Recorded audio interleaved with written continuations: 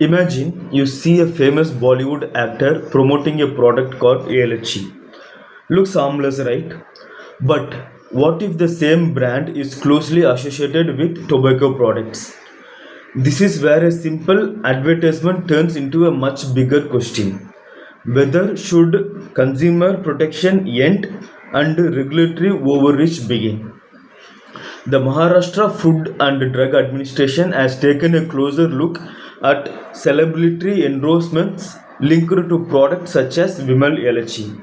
The concern is surrogate advertising, where a prohibited product cannot be advertised directly, but its brand identity is promoted through another, technically legal products. Why does this matter? Because advertising has persuasive power. A celebrity may influence millions of consumers while bearing very little of the health consequences associated with the product. And India already faces a major public health challenge from tobacco consumption. But there is an important principle here. Regulation must be based on evidence, not merely suspicion. In DGHS versus Sompan products, the Delhi High Court emphasized that the state has to establish a case of surrogate advertising. Simply having the same brand name or simply having a legal product does not automatically prove that an advertisement is promoting a prohibited product. This gives us three important UPSC concepts. First, due process. Regulatory action must follow law and provide adequate justification. Second, consumer protection. The Consumer Protection Act 2019 has increased accountability for celebrity endorsers, including penalties for misleading advertisements. Third, proportionality. The state can regulate commercial speech to protect public health, but restrictions should be reasonable and proportionate.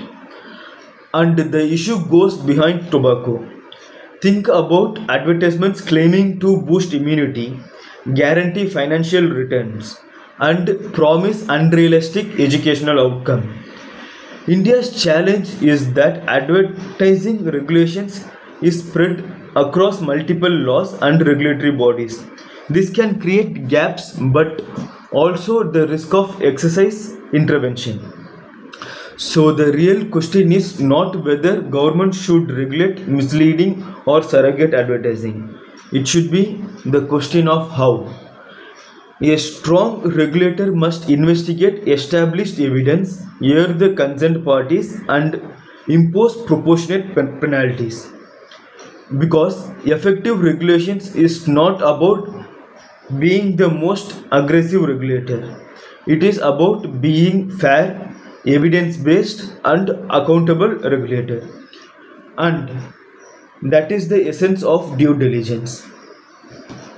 Remember the balance between consumer protection, public health, freedom of commercial expression, due process, and proportionality from this editorial.